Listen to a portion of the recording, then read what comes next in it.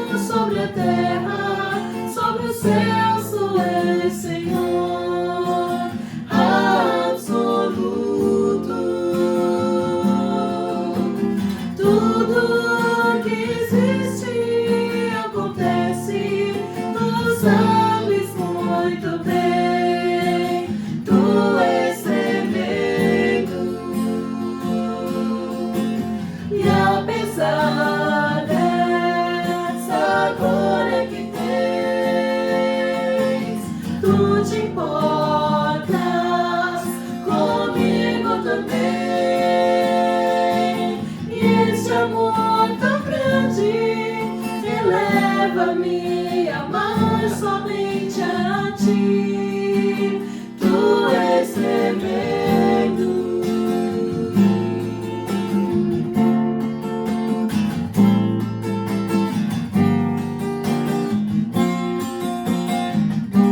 Tu és soberano?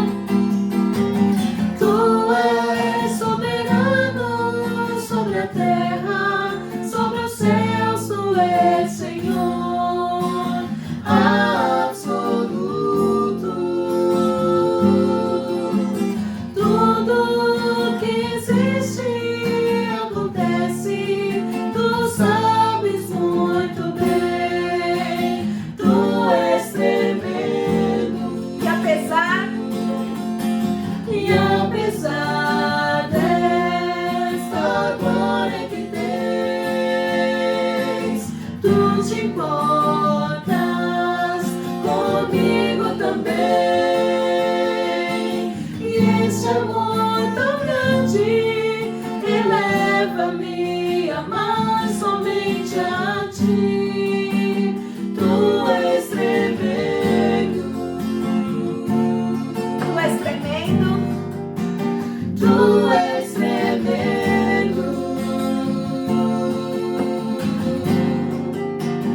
Tu és tremendo.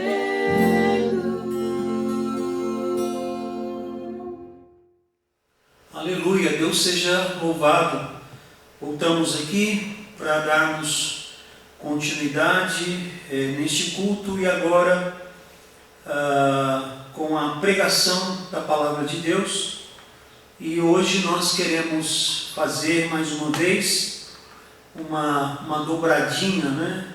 Agora em 2 Timóteo, segunda carta de Timóteo, essa carta que muito provavelmente tenha sido a última carta do apóstolo Paulo e a carta pastoral, enquanto 1 Timóteo foi provavelmente a primeira carta, esta foi a última carta do apóstolo Paulo. Então nós vamos neste dia estudarmos o capítulo 2 e agora pela manhã nós estaremos meditando em 2 Timóteo capítulo 2 dos versículos 1 ao 13 e aí então na parte do culto vespertino nós estaremos concluindo então o texto. Então acompanhem meus irmãos, eu estou com a versão da NVI, 2 Timóteo capítulo 2 versículos de 1 a 13. A minha versão diz o seguinte: portanto, você, meu filho, fortifica-se na graça que há em Cristo Jesus, e as coisas que me ouviu dizer na presença de muitas testemunhas, confia a homens fiéis, que sejam também capazes de ensinar a outros. Suporte comigo os sofrimentos, como bom soldado de Cristo Jesus. Nenhum soldado se deixa envolver pelos negócios da vida civil, já que deseja agradar aquele que o alistou. Semelhantemente, nenhum atleta é coroado como vencedor se não competir de acordo com as regras. O lavrador que trabalha arduamente deve ser o primeiro a participar dos frutos da colheita. Reflita no que estou dizendo, pois o Senhor lhe dará entendimento em tudo. Lembre-se de Jesus Cristo, ressuscitado dos mortos, descendente de Davi, conforme o meu evangelho, pelo qual sofro a ponto de estar preso como criminoso. Contudo, a palavra de Deus não está presa, por isso tudo suporto por causa dos eleitos, para que também eles alcancem a salvação que está em Cristo Jesus, com glória eterna. Essa palavra é digna de confiança. Se morremos com Ele também viveremos. Se perseveramos, com Ele também reinaremos. Se o negarmos, Ele também nos negará. Se somos infiéis, Ele permanece fiel, pois não pode negar a si mesmo. Amém. Que Deus nos abençoe com a sua palavra. Vamos orar mais uma vez. Querido Pai, glorioso Deus, que bênção é estarmos diante da Tua palavra, poder lê-la, ó Deus, publicamente. Nós te louvamos pelo livre acesso que temos, ó Deus, a uma porção da Tua palavra. E agora, Deus, nós pedimos mais uma vez, tenha misericórdia de nós, abra o nosso entendimento, nos ilumine, ó Deus, e nos faça entender a Tua palavra. Oramos agradecidos em nome de Jesus. Amém. Amém. Bom, o título desta mensagem é Fortifique-se na graça que há em Cristo Jesus. Caráter cristão moldado à semelhança de Cristo é o subtítulo. Vou dizer de novo. Fortifica-se na graça que há em Cristo Jesus. E o subtítulo, o caráter cristão moldado à semelhança de Cristo. Então nós estamos aqui diante de um livro, de uma carta que trata sobre o tema do sofrimento como um bom soldado de Cristo. Esse texto tem o objetivo de encorajar o pastor Timóteo mais uma vez na seriedade da vida cristã e sobretudo do ministério cristão. Então Paulo, ele exorta a Timóteo a ser firme com o seu dom espiritual, no poder de Deus, esse dom de ensino, dom da pregação. Aliás, ele estaria enfrentando sérios problemas na sua igreja, e ele precisaria então ser firme com o seu dom espiritual. Quando nós olhamos para esse contexto, nós percebemos que o apóstolo Paulo está preso numa masmorra insalubre, acorrentado como um criminoso, e mesmo assim encorajando ao pastor Timóteo a manter viva a chama do dom pastoral. E lembrar que Jesus, ele é o modelo principal sobre o sofrimento.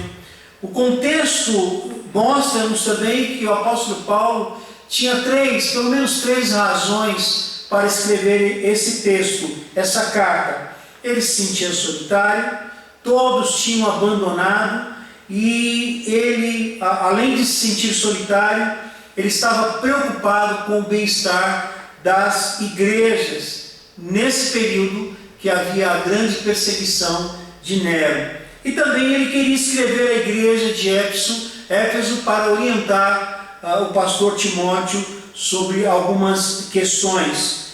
Então, como nós já falamos, é a última carta do apóstolo Paulo em meio ao seu sofrimento. E o propósito em estudarmos aqui esta carta e trazermos essa mensagem é verificarmos sobre o caráter cristão que deve ser moldado à semelhança de Cristo. Quando nós olhamos para essa carta, nós percebemos uma estrutura de 4 capítulos e 4 divisões principais. No primeiro capítulo, além da saudação, nós temos aqui o comissionamento de Timóteo, essa assertiva do seu comissionamento dado por Paulo. No capítulo 2, nós percebemos a questão do caráter do obreiro cristão. E sobre isso que nós vamos falar, a questão do caráter, e logo mais à noite nós falaremos sobre a conduta, o qual o capítulo 2 contempla. No capítulo 3, nós lembramos do desafio que é expor a palavra de Deus. Aliás, quando nós falamos em 2 Timóteo, logo vem o capítulo 3, versículo 16, que fala que toda a escritura é inspirada por Deus e útil e tal. Aquele texto é um texto que baseia e fundamenta a questão da bibliologia. Mas 2 Timóteo tem outras coisas. Mas nesse capítulo 3 mostra que a palavra de Deus realmente ensina, aparelha e treina na justiça. E no capítulo 4, então, nós temos a recompensa de Deus para aquele que guarda a fé. E uma saudação muito pessoal a Paulo, dizendo: Senhor seja com o seu Espírito. Quando nós olhamos para a estrutura desta mensagem, desta perícope que nós lemos, nós verificaremos então que nós temos uma particularidade no versículo 1, que tem uma fala do apóstolo Paulo dizendo a Timóteo: fortifica-se na graça de Deus. Depois dos versículos 2 ao versículo 10, nós temos aí essa orientação de que ele tinha que ter essa singularidade de mente, entendendo, discipulando homens, dedicado na obra, disposto a sofrer, envolvido ou não envolvido em questões seculares. E aí ele passa a falar nessa parte, fazendo a metáfora do atleta, do lavrador, enfim, do soldado antes de tudo. E nós temos também a terceira parte da estrutura, que é estar seguro na fidelidade de Deus, que é do capítulo 2, versículos de 11 a 13. E nós temos alguns verbos imperativos quando nós fazemos a análise desse texto, que é: fortifica-te na graça, confie, essa palavra homens fiéis, suporte o sofrimento, reflita no que estou dizendo. E certamente a ênfase mesmo é em encorajamento, e a ideia principal do texto é encorajar. Vamos comentar um pouquinho do texto, a fim de que a gente possa só entender em linha algumas frases interessantes, da qual ele inicia dizendo: portanto você, meu filho. Esse portanto é uma conjunção do texto anterior, da ideia anterior, fazendo referência à deserção dos cristãos que sofreram na província romana da Ásia.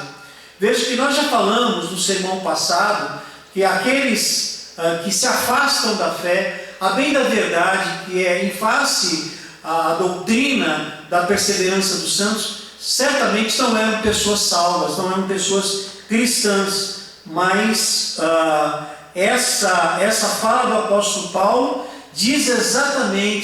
quer dizer exatamente sobre a deserção de alguns. E aí vem a orientação inicial: fortifica-te na graça de Deus. Então esse fortalecimento que Timóteo deveria procurar não era pelos meios naturais ou científicos, mas era o fortalecimento no Senhor, nos meios da graça, através das Escrituras, através da oração, através da consagração pessoal.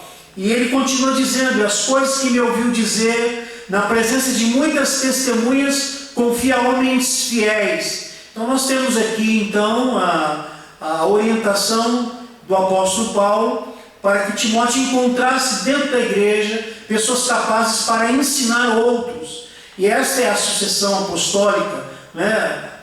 Cristo a Paulo, Paulo a Timóteo, Timóteo a homens fiéis, e de homens fiéis a outros capazes de ensinar. E certamente aqui nós temos a vocação, a fidelidade e o dom do ensino a esses que seguem no ministério de ensino ou de pastor mestre.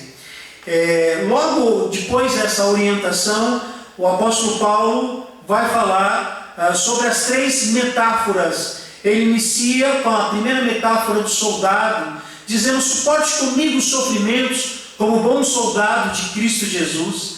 Nenhum soldado se deixa envolver pelos negócios da vida civil, já que deseja agradar aquele que o alistou. Então, nessa primeira metáfora, nós temos um soldado que não se embaraça, que não vive uma vida secularizada, mas está pronto, preparado para uma possível guerra. Esta é a primeira metáfora do obreiro. A segunda é do atleta. Ele diz: semelhantemente, nenhum atleta é coroado como vencedor se não competir de acordo com as regras. E aqui então o obreiro ele deve obedecer às regras para não estar desqualificado, para não ser desqualificado. E como atleta deve ser bem treinado, bem alimentado para cumprir a prova, mostrar as habilidades reais. É bem do apóstolo Paulo essa alusão à metáfora do atleta e essa linguagem dessa modalidade. E a terceira metáfora, nós temos aqui o trabalhador que trabalha arduamente. Esse deve ser o primeiro a participar dos frutos da colheita. Nessa metáfora, então, o lavrador aqui, ele é focado como um trabalho árduo, que ele colhe os frutos, que a sua labuta é extenuante, ele não tem aplausos, ele não tem plateia, mas ele precisa de força e de convicção para obter os frutos, e assim deve ser o obreiro. Então nós temos essas 3 metáforas do obreiro de Deus e do servo de Deus. Como já fizemos alusão a Pedro e voltamos a fazer novamente sobre o sacerdócio universal do crente, mostra para cada um de nós que todos somos servos, todos fazemos a obra de Deus, todos somos vocacionados, e esses ensinos ao pastor Timóteo me cabem perfeitamente a nós, a cada membro da igreja, a cada servo de Deus. E ele continua dizendo: reflita no que estou dizendo. Essa meditação mostra que a iluminação de Deus, ela não despreza o raciocínio humano, muito pelo contrário, ela age no raciocínio humano. E ele diz que deveria meditar, porque o Senhor daria entendimento a tudo. Logo em seguida, então, o apóstolo Paulo passa a falar sobre algumas lembranças que ele deveria ter. A primeira lembrança é de Cristo. Lembre-se de Jesus Cristo, ressuscitado dos mortos, descendente de Davi. Então ele deveria lembrar da pessoa, da obra, da ressurreição. da festa, da ceia e dos sofrimentos também. Depois, a lembrança de Paulo, quando diz a respeito de si mesmo: eu sofro a ponto de estar preso como um criminoso, suporto por causa dos eleitos. Enfim, e ele mostra que sofre como malfeitor, e ele continua falando do amor de Cristo e suportando tudo isso por amor ainda ao que aqueles que ainda aceitarão o Evangelho e certamente serão alcançados pela graça. E a terceira lembrança é a lembrança da experiência cristã em geral, através de um hino cristão primitivo, extraordinário, que diz: se morremos com Ele também viveremos. Se perseveramos com Ele também reinaremos. Se o negarmos, Ele também nos negará. Se somos infiéis, Ele permanece fiel, pois não pode negar a si mesmo. Então nós temos aqui, então, meus queridos irmãos, o morrer com Cristo para viver com Ele, perseverar na fé para com Ele reinarmos, e confessarmos a Cristo para aquele que nos confesse diante de Deus. E aqui nós temos os fiéis sendo autenticados em sua filiação. Pois bem, chegamos então no ápice da mensagem, no ápice do texto, que é tentar responder com esse texto como o caráter cristão deve ser moldado à semelhança de Cristo. Às vezes a gente faz alguma confusão com relação a caráter, temperamento, personalidade. Nós sabemos que a personalidade é aquela fachada agradável, às vezes agradável, às vezes não tão agradável, mas que inclui o temperamento que já nasce com a criança, né? E o temperamento é aquilo que fica resguardado. Se nós formos fazer alusão ao temperamento a um iceberg, é aquela parte de cima, né? Aparece um pouquinho só do temperamento, mas o seu conteúdo total está imerso, e de quando em vez ele aflora, né? O temperamento, que nós sabemos bem. E juntamente com o temperamento nós temos o caráter. Então o caráter, ele pode ser definido como conjunto de peças inerentes a uma pessoa que formulam a sua moralidade. Diferente do temperamento, o caráter, ele pode ser moldável, ele pode ser trabalhado, e é uma série de questões que pode ajudar na questão do bom caráter. E quem quebra o padrão aceitável de moralidade e fere alguém de qualquer forma é visto como mau caráter. E essa palavra, alguns estudiosos usam esse texto para falar da preocupação do apóstolo Paulo com relação ao caráter cristão, especialmente o caráter do jovem Timóteo. E o que nós queremos trabalhar é exatamente isso: como o caráter cristão deve ser moldado à semelhança de Cristo, à luz do texto que nós lemos nesses primeiros 13 versículos do capítulo 2 da carta de 2 Timóteo. Então vamos à primeira lição. A primeira lição, irmãos: o caráter cristão deve ser aperfeiçoado a partir da influência da graça de Deus em nossas vidas. E aqui nós temos o fortalecimento na graça. Quando nós olhamos nesta fala inicial do apóstolo Paulo, ele diz: fortifique-se na graça que há em Cristo Jesus. Então nós percebemos que o nosso caráter, ele vai ser aperfeiçoado a partir do momento em que eu e você estejamos nos fortalecendo na graça de Deus. Nós temos essa recomendação bem clara lá no texto de Efésios, capítulo 6, se eu não me engano, versículo 10, que diz: fortalecei-vos no Senhor e na força do seu poder. Então veja que existe uma incumbência. Ele deveria treinar homens, mas a base da nossa vida cristã, ela está focada no poder de Deus, o poder de Deus sobre as nossas vidas.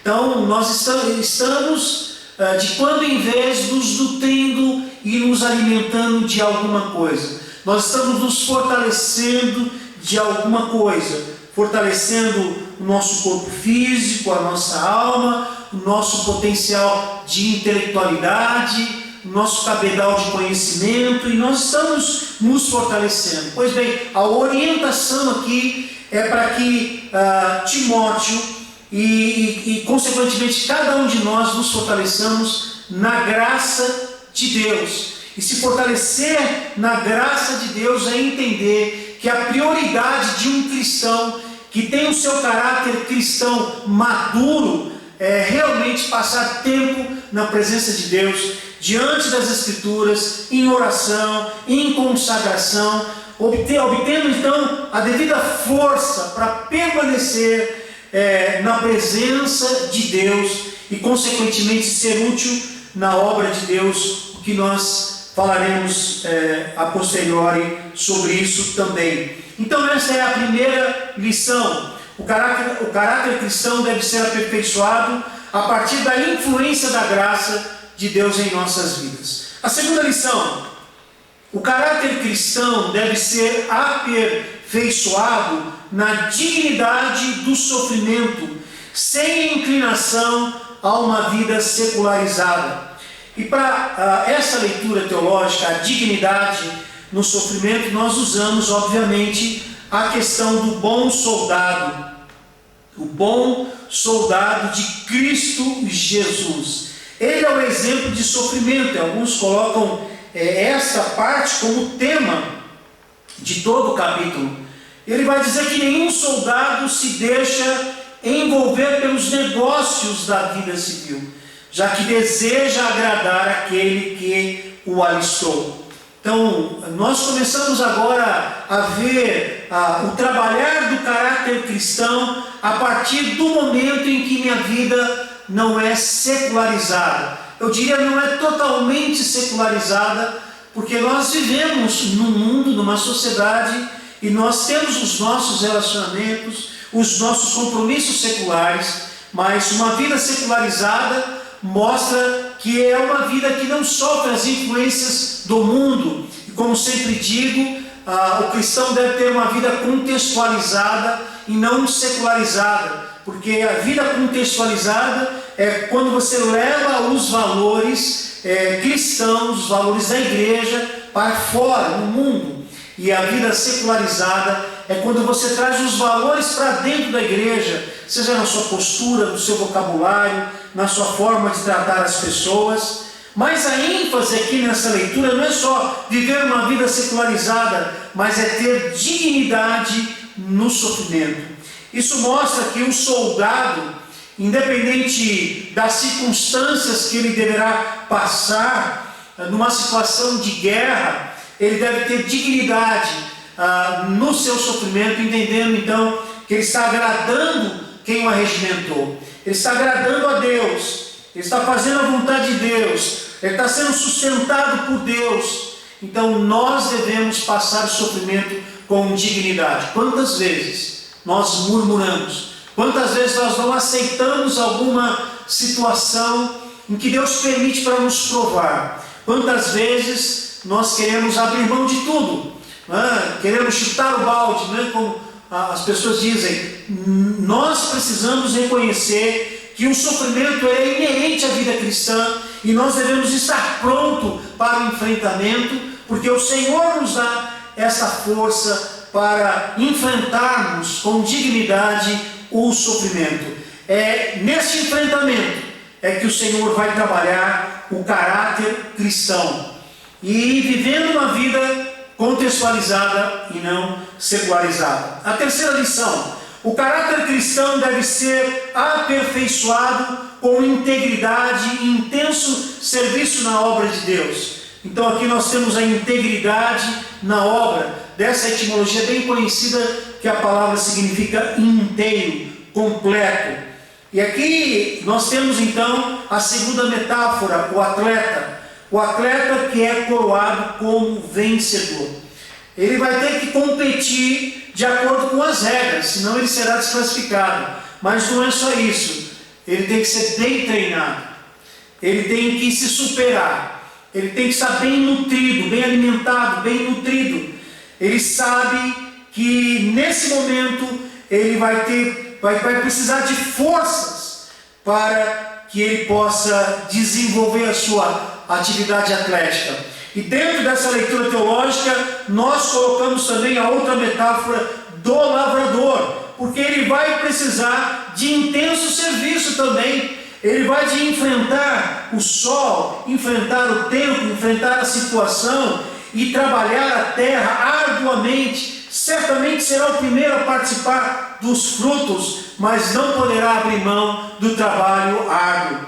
Aqui nós percebemos que quando nós temos responsabilidades, o nosso caráter é aperfeiçoado. Sobretudo quando temos responsabilidades na obra de Deus.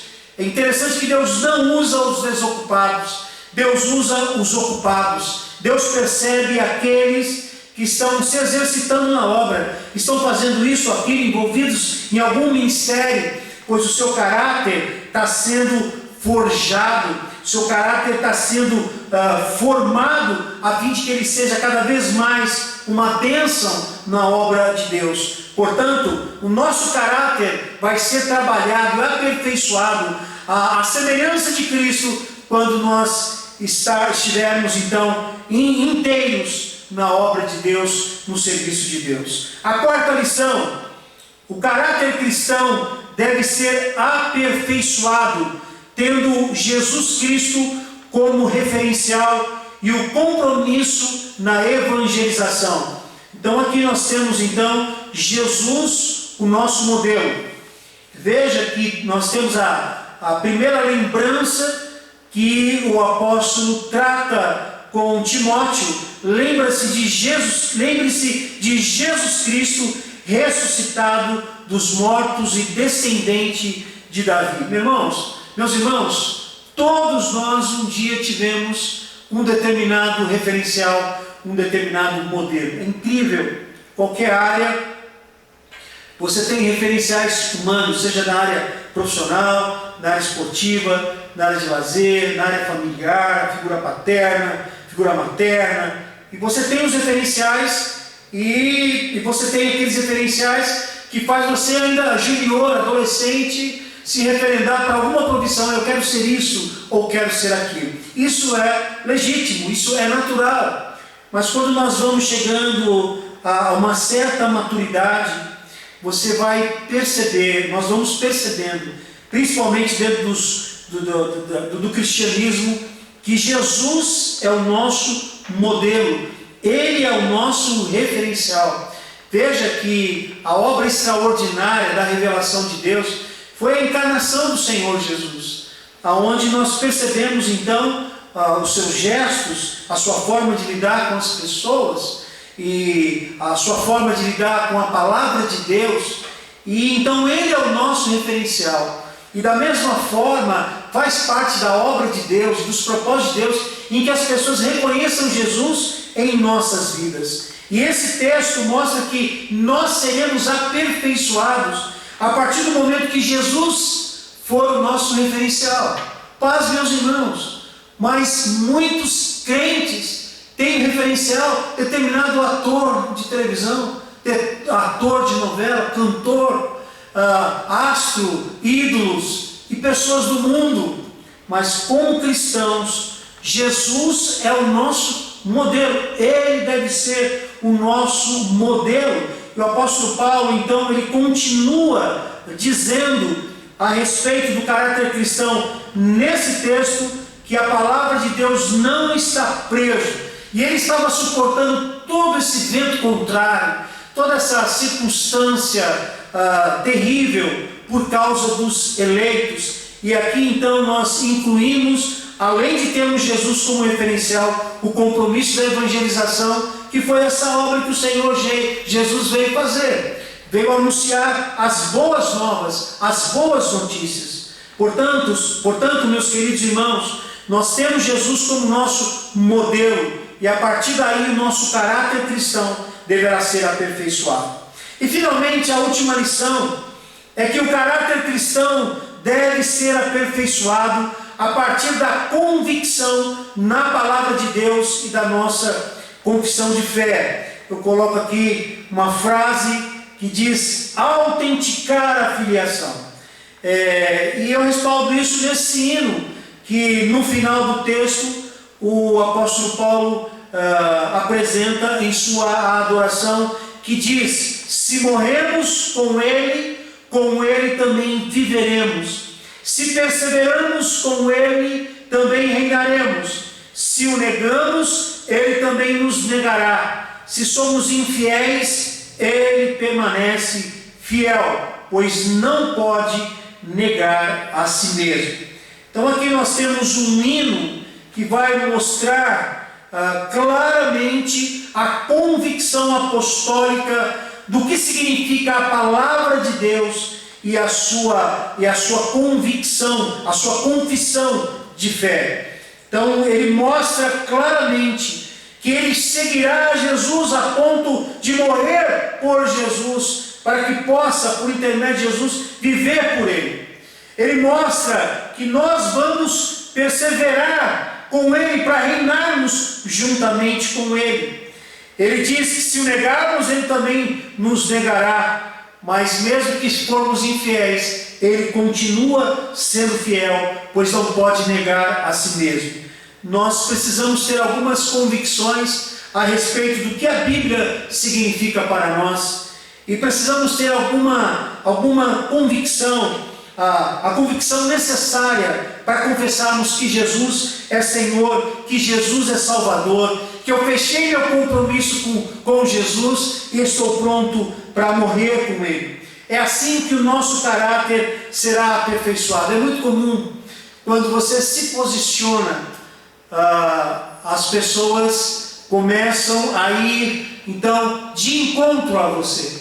Enquanto você está em cima do muro, de um lado para o outro, está contemplando uma coisa e outra, então todos são seus amigos, todos estão à sua volta. Mas a partir do momento que você vai amadurecendo, não só na sua faixa etária, mas na fé, e você vai se posicionando, e você vai percebendo opositores. Na vida cristã não se pode ficar em cima do muro. A palavra de Deus, ela é suficiente. É nela que nós temos então a nossa regra de fé, a nossa regra de prática. E a nossa confissão de fé é Jesus Cristo crucificado, que ressuscitou, para que por intermédio dele nós tenhamos vida. Ele é o único meio da salvação, e eu preciso proclamar: não há outro meio, não há sincretismo, não há outra forma de nos achegarmos a Deus, só por intermédio de Jesus. Então aqui nós autenticamos a nossa filiação, e nós concluímos então essa mensagem dizendo que o nosso caráter, ele será aperfeiçoado à semelhança de Cristo, no fortalecimento da graça, na dignidade no sofrimento, na integridade na obra, tendo Jesus como nosso modelo, autenticando a nossa filiação a Deus pela nossa convicção da palavra e confissão de fé.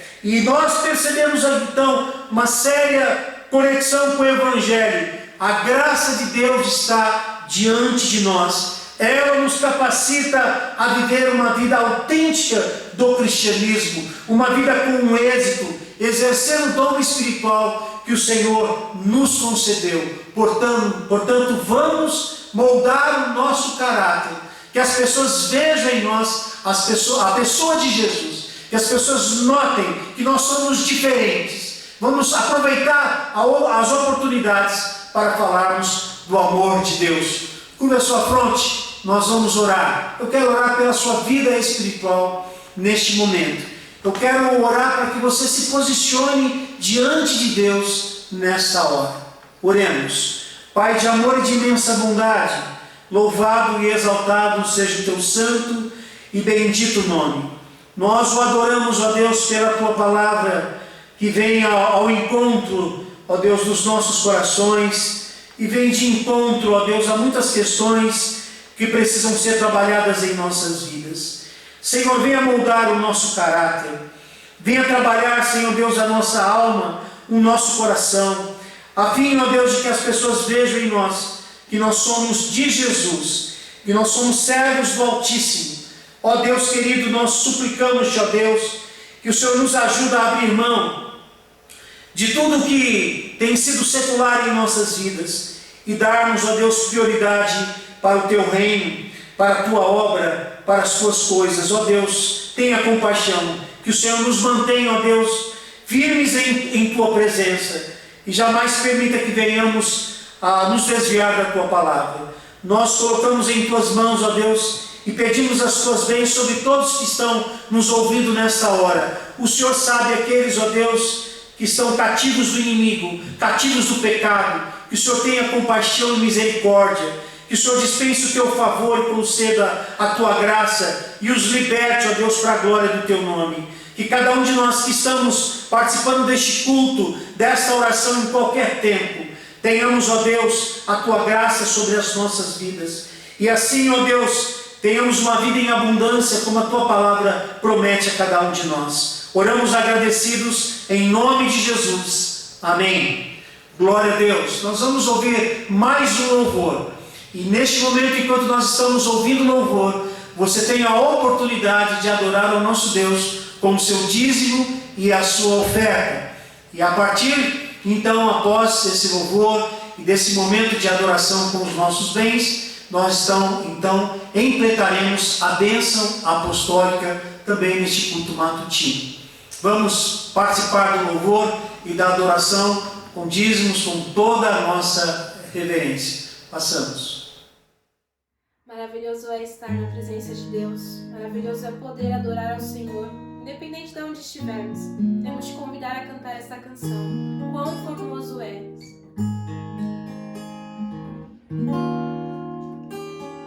Quão formoso és, Rei do universo, tua glória enche a terra e enche os céus. Tua glória enche a terra, tua glória enche os céus, tua glória enche minha vida, Senhor. Quão formoso és, Rei do universo, tua glória enche a terra e enche os céus. Tua glória enche a terra, tua glória enche os céus, tua glória enche minha vida, Senhor. Maravilhoso é estar em tua presença, maravilhoso é poder te adorar, maravilhoso é tocar as suas vestes, maravilhoso é te contemplar, Senhor. Quão formoso és, Rei do universo, tua glória enche a terra e enche os céus. Tua glória enche a terra, tua glória enche os céus, tua glória enche minha vida, Senhor. Maravilhoso é estar em tua presença, maravilhoso é poder te adorar, maravilhoso é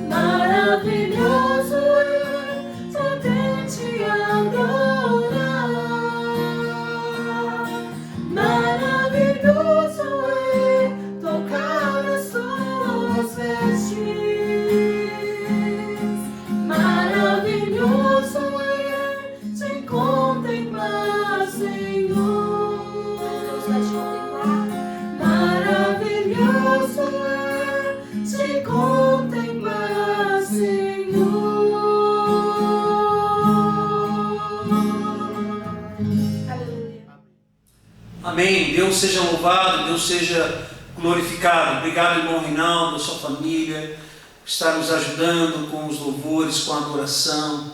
Deus os abençoe. Deus abençoe a cada irmão, cada irmã que reúne a sua família nesta manhã para participarmos juntos da adoração. É isso mesmo. Nós continuamos juntos aqui. Estamos às portas aí da liberação para que a gente possa estar realizando o culto presencial. E será uma grande festa, realizaremos uma grande ceia, vai ser uma grande bênção. Vamos orar por este momento. Por enquanto, se cuide, e logo mais estaremos juntos no culto vespertino, dando continuidade ao capítulo 2 de 2 Timóteo. Agora recebo a bênção, que o amor de Deus, nosso Pai, que a graça maravilhosa do Senhor Jesus, que a comunhão e as consolações do Espírito Santo de Deus sejam com a família central, seja com cada vida que está participando deste culto, em qualquer tempo, e cada família representada, e sejam também com o povo de Deus espalhado na terra, hoje, eternamente. Amém. Amém. Que Deus os abençoe.